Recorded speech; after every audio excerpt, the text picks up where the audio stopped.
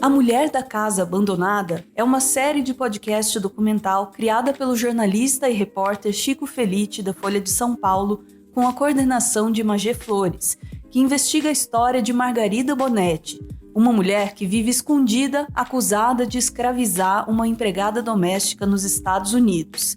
Escondida em um dos bairros com o metro quadrado mais caro de São Paulo, mas não exatamente foragida por complexidades do direito internacional. Margarida vive numa mansão abandonada com sérios problemas sanitários e um risco de saúde pública. Uma casa abandonada em um dos bairros mais ricos de São Paulo. Uma pessoa que mora escondida nessa casa e disfarça o rosto com pomada branca. Uma história oculta por trás dessa camada de creme. A história de um crime dos mais hediondos ocorrido 2 décadas atrás. Uma história que começa numa mansão em Higienópolis, passa pela periferia de Washington, por uma das famílias mais tradicionais do Brasil e por um homem que hoje é diretor de uma empresa que faz satélites para a NASA. Uma história que devastou a vida de uma mulher que teve de mudar de nome e hoje mora protegida pelo governo dos Estados Unidos. O podcast que conta essa história virou um fenômeno de audiência. A história ganhou tanto espaço de mídia, saindo nos principais jornais e na internet. Uma repercussão nacional e até mesmo internacional. Virou meme, tópico em alta no Twitter, TikTok e um bizarro ponto turístico. Perfil de Instagram, caso de polícia, resgates de animais abandonados por ONG, cobertura ao vivo de policiais entrando na casa. Debates sobre os mais variados temas, partindo pelo racismo estrutural brasileiro, debatido na série, e as problemáticas relações com trabalhadores, em especial as domésticas, passando pelas tecnicalidades jurídicas e direito internacional, ética, postura jornalística, as heranças coloniais e seu vício em um país que tem vergonha de assumir sua dívida histórica com o povo preto. A casa abandonada era da família de Margarida e vale cifras de muitos milhões, mas está completamente insalubre, cheia de lixo. A protagonista da investigação chama a atenção da vizinhança por sempre sair com o rosto coberto por uma pasta e pela casa excêntrica, até mesmo perigosa para a vizinhança, por sequer ter encanamento de esgoto ligado no meio de um bairro rico de grande especulação imobiliária.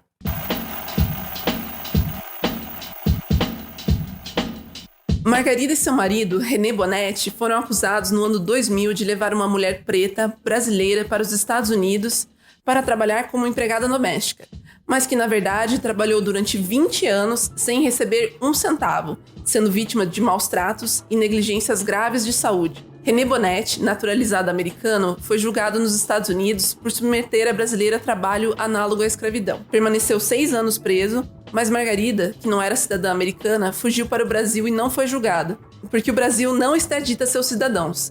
Desde então, Margarida vive naquela casa abandonada, no bairro rico de São Paulo, sem nunca ter sido julgado pelo crime.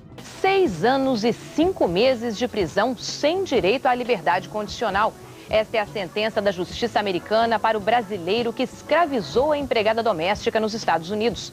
O engenheiro René Bonetti vai ter ainda que pagar uma indenização à vítima. O podcast traz informações do processo sobre as violências graves e diárias sofridas pela empregada doméstica. Desde o momento em que a vítima chegou aos Estados Unidos, a esposa de Bonetti abusou dela fisicamente, às vezes com frequência diária. Margarida batia na vítima com o punho fechado, mas depois passou a bater com um sapato. As violências eram tão frequentes que a vítima é incapaz de se lembrar quando começaram. Em uma ocasião, quando a senhora Bonetti não gostou de um preparo de uma sopa, ela jogou sopa fervendo no rosto da vítima. Em outra ocasião, a senhora Bonetti arrancou chumaços de cabelo da vítima porque não gostou de como a vítima estava dando banho em seus cachorros. Um dia, a vítima estava limpando cacos de vidro e por acidente se cortou. A perna infeccionou depois de alguns dias. Margarida comprou gaze e pomada para a vítima, mas se recusou a levá-la para um atendimento médico, por mais que a ferida tenha piorado. Quando a vítima foi levada ao hospital, mais de 1 ano depois, ela foi diagnosticada com osteomielite, uma infecção óssea causada por bactérias, e teve que ficar 4 dias internada. A vítima também desenvolveu um tumor do tamanho de um melão em seu abdômen enquanto trabalhava na casa dos Bonetti. Ela pedia que René Bonetti a levasse ao médico, mas ele se recusava. A vítima resgatada na casa dos Bonetti era analfabeta, tanto em português como em inglês. Ela trabalhava para a família de Margarida desde os 9 anos, tendo crescido junto de Margarida, que a aspas, muitas aspas, a considerava uma amiga. A vítima só foi salva por uma vizinha que falava espanhol e conseguiu se comunicar com ela em uma das viagens da família para o Brasil, denunciando o caso para a justiça americana, onde René respondeu pelo crime nos anos 2000 e Margarida não, por ter fugido para o Brasil, encerrando o julgamento em solo americano e sem iniciar no Brasil por tecnicalidades jurídicas e falta de interesse das autoridades em prosseguir com o processo. No podcast, tanto a vítima como vizinhos e a própria Margarida Bonetti são entrevistados. A vítima sob condição de anonimato por estar num programa de proteção à vítima nos Estados Unidos. Margarida teve a oportunidade de dar suas versões do fato. Ela começou quando eu tinha 9 anos de idade. A gente brincava de queimada, pega varetas, dominó, você entendeu? De bola no quintal. Ela era muito mentirosa, então ela veio já muito mentirosa, então ela era supostamente que limpar a casa. Só que ela não limpava a casa, a gente ficava brincando. Quando a minha mãe perguntava, você limpou a casa? Você fez isso? Fiz! E eu só ficava olhando, eu era pequena, né? O que eu ia fazer? Entendeu? Eu ficava sabendo aquilo, mas a gente lembra. Entendeu? Ela tinha esse péssimo hábito da mentira. E isso continuou a vida inteira, por todo o tempo que eu tive contato com ela. Mas a gente brincava, ela era minha amiga. Sim, era. E o que eu posso dizer? Ninguém pode mudar o que aconteceu. Após o início do lançamento do podcast contando a história de Margarida Bonetti, o podcast gerou muitos desdobramentos. Desde uma discussão jurídica se haveria um meio legal dentro da prática jurídica brasileira para que Margarida respondesse pelos crimes, até entrada ao vivo em programas policiais com cobertura da polícia investigando se Margarida seria vítima de abandono de incapaz por seus familiares. Essa história tem muitos aspectos a serem considerados, mas já avisamos de antemão que trataremos aqui somente do aspecto comunicacional e também cultural do caso e da viralização de uma história que retrata amargamente as relações escravocratas normalizadas por elites no Brasil. Joyce da Silva Fernandes, rapper, professora de história, feminista e ativista brasileira, foi a criadora da página Eu Empregada Doméstica. Conhecida como Preta Rara, é criadora da página Eu Empregada Doméstica, que debate os problemas da normalização de abuso contra empregadas domésticas e as relações escravocratas do Brasil. Essa página ela surgiu em 2016 para relatar sobre questão de maus tratos das trabalhadoras domésticas, né? Para mostrar o quanto o Brasil ainda tem esse resquício de uma abolição não conclusa, quando ainda tem esse resquício também de não humanizar esse tipo de profissão, né? Que as pessoas falam que é uma profissão como qualquer outra, mas eu pouco conheço alguém que deseja isso para os seus filhos, né? Então a gente tem muito ainda o que evoluir com essa profissão. E aí eu expus isso na internet, referente ao meu último trabalho como trabalhadora doméstica. E o que acontecia nesse último trabalho? Então, nesse último trabalho eu fui contratada para ser cozinheira, e aí eu tinha que preparar o almoço, porém eu não podia me alimentar da própria comida que eu fazia. E aí a minha patroa ela reclamou porque eu me alimentava, que na época já era tipo o resto que sobrava da mesa deles que eu me alimentava, né? E ela falava que não, a comida que ela estava comprando era para a família dela. Sim, é humanizar essa profissão e entender que é uma profissão, sim, como qualquer outra, né? Por mais que o Estado brasileiro demorou para entender, né? A PEC das domésticas é algo mega recente, porque até para o Estado brasileiro a nossa profissão não existia. E a gente não quer ser tratada como se fosse da família, entendeu? Porque nós não somos da sua família e muitas das vezes nem queremos ser.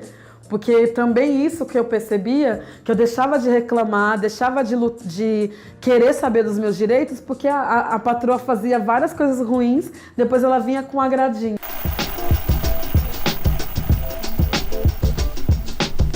A A história da Casa Abandonada e de Margarida Bonetti não é a primeira investigação profunda de Chico Felitti, autor da reportagem, e nem a sua primeira investigação que viraliza.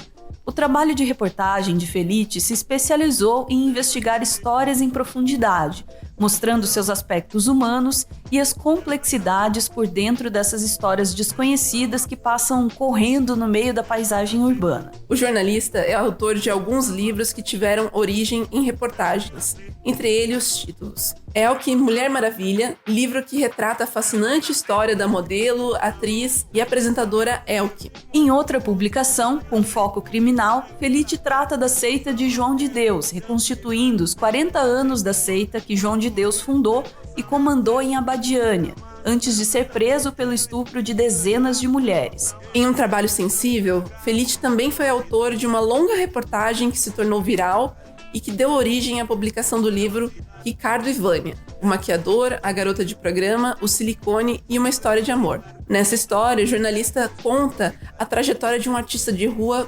pejorativamente conhecido como Fofão da Augusta. Alessandra Ravani. Aos 8 anos de idade, uma criança interiorana vê pela primeira vez Ricardo e Wagner, de cabelos coloridos e maquiagem ousada em pleno sol de Araraquara. E nunca mais se esquece.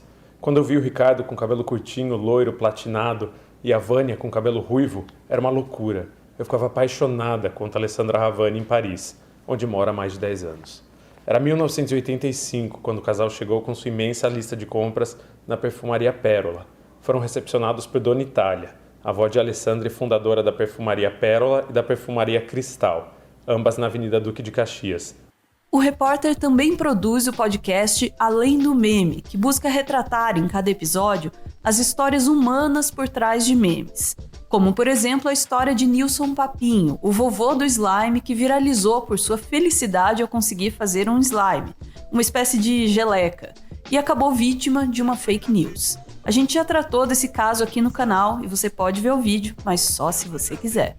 As histórias investigadas por Chico Felitti viralizaram antes ou depois de seu trabalho, sendo transformadas durante sua narrativa pela participação de milhares de ouvintes e leitores. Um fenômeno natural do aspecto colaborativo da internet, que pode ser massivamente construtivo ou destrutivo. Ou os dois juntos ao mesmo tempo, tudo junto e misturado. Eu tô tranquilo, assim, eu tô na intimidade de 1000 pessoas, assim, que é mais íntimo do que a internet. Um pouco mais de paz. É.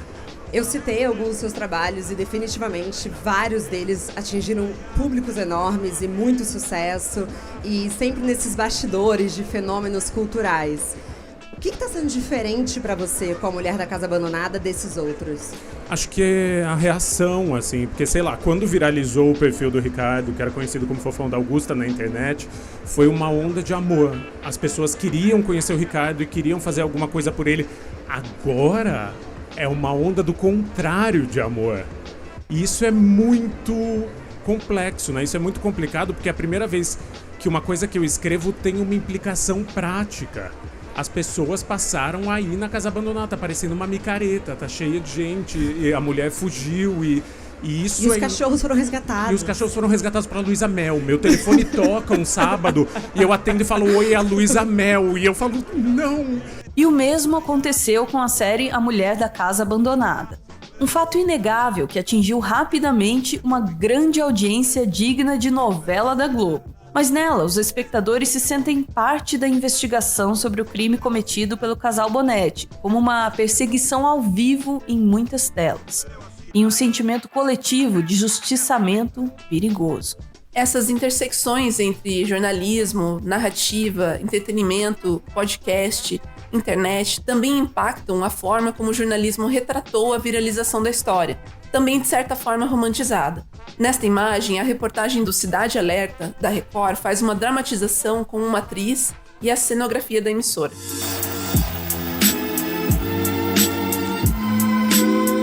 O fascínio por essa história é um tipo estranho de meme. Até cosplay de Margarida Bonetti teve. Como um ícone de uma história policial de ficção, como o vilão James Moriarty de Sherlock Holmes. Um meme que não tem graça como um vídeo inocente de pets. São vítimas reais e há consequências reais para essas pessoas.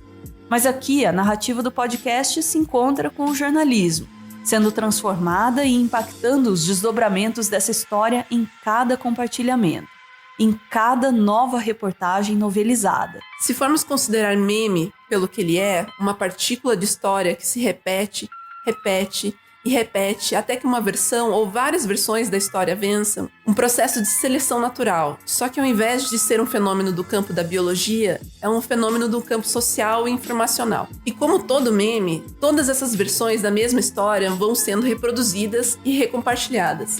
Em algum momento, vão ser selecionadas. Ainda dá tempo para que a versão que ficar, depois do distanciamento histórico e dos próximos desdobramentos, seja muito mais do que uma casa abandonada ou uma mulher coberta por creme, mas que seja um espelho da sociedade que normatiza o trabalho similar à escravidão como um pretenso pertencimento à família da elite, mas que nunca pertencerá. E cabe a nós decidir, além do meme, qual lição é a que fica. Eu não estou sozinha aqui hoje. Atrás de mim tem 6 milhões de domésticas que deveriam estar aqui ao meu lado. E que em algum momento elas estarão.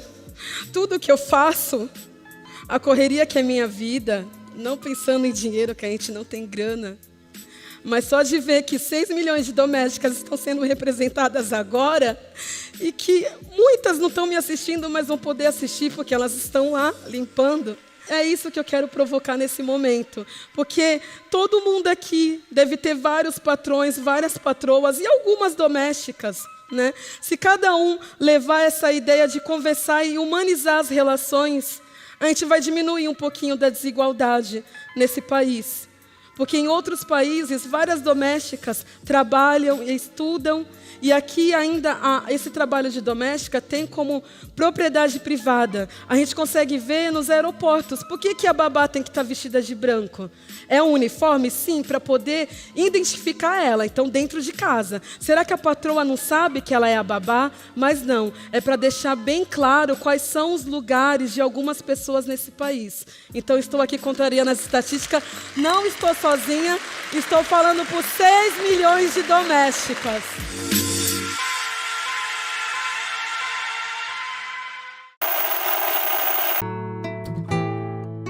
O roteiro do vídeo que você acabou de ver foi escrito pela Jana Santos, a @cosmicsjana. Tá aparecendo aí na tela.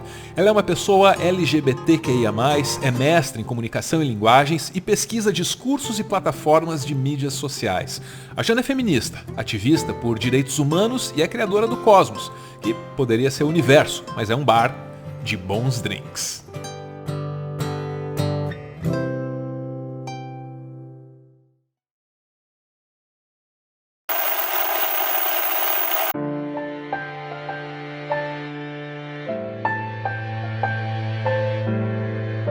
O Meteoro é mantido graças a uma campanha de financiamento coletivo. Quem participa aparece aqui no finalzinho para receber o nosso agradecimento. Hoje, a gente vê o Tiago, que manda uma mensagem para o amor da vida dele, a Fernanda. Vivo diante dos meus olhos preferidos, do sorriso mais gostoso e da pessoa que mais amo. Obrigado por tudo isso. Eu te amo. Valeu, gente. Beijo!